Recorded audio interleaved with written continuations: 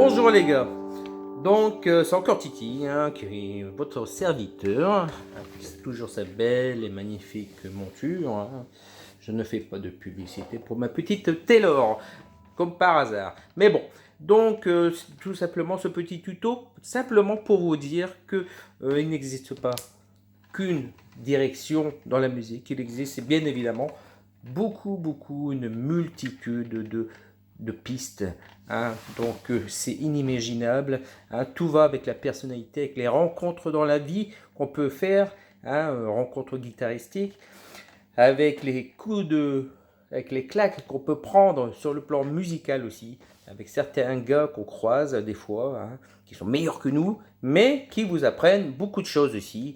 C'est ça, c'est beaucoup de rencontres pour pouvoir faire une évolution, comment dire, très progressif. Donc c'est surtout aussi pour vous dire que c'est bien la technique, c'est bien, mais il existe aussi plusieurs types de musique comme le classique, les ballades, le rock, country, pop, hard et ses dérivés. Évidemment, les instruments vont varier suivant le style musical que vous allez choisir, les techniques aussi, mais bon, que voulez-vous, c'est une avancée qu'il faut faire, une avancée personnelle qu'il faut faire, voire même avec des rencontres, des groupes et j'en passe. Donc maintenant, tout ça pour vous dire que en plus des accords, on a les simples, on a les retours, il existe aussi le picking. Le picking c'est tout simplement le fait de jouer une note aiguë avec que sa basse. Bien souvent, c'est souvent la même note, ou alors avec un petit décalage sur le plan, comment dire, ton, demi-ton, voilà, ça va être à l'oreille, ça va être dissonant ou pas, mais ce qu'il faut choisir, c'est le côté parfait de cette note, de ce petit accord avec, voilà, deux doigts. C'est pas mal.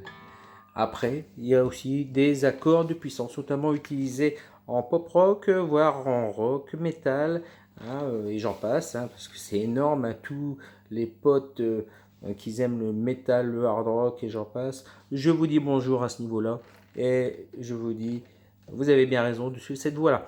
Mais il n'y a pas que ça.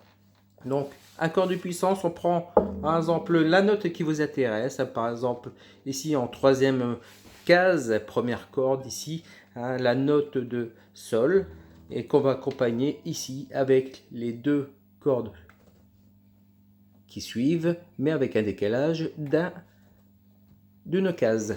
Donc ça va faire un accord de puissance dominante et ce qui suit. Voilà.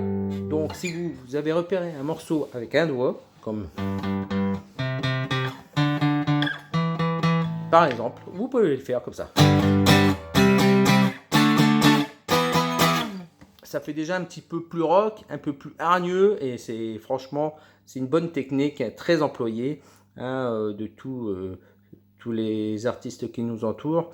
Et franchement, quand j'ai découvert jadis cette méthode-là, et ça m'avait révolutionné le cerveau, et j'en ai perdu, ça se voit, la raison.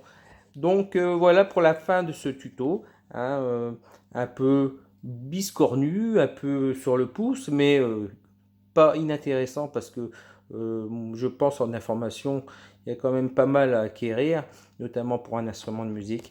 Et il existe plusieurs pistes, plusieurs voies, et tout va avec les rencontres qu'on peut faire aussi sur le plan guitaristiquement parlant, me concernant ou voir d'autres. Et voilà.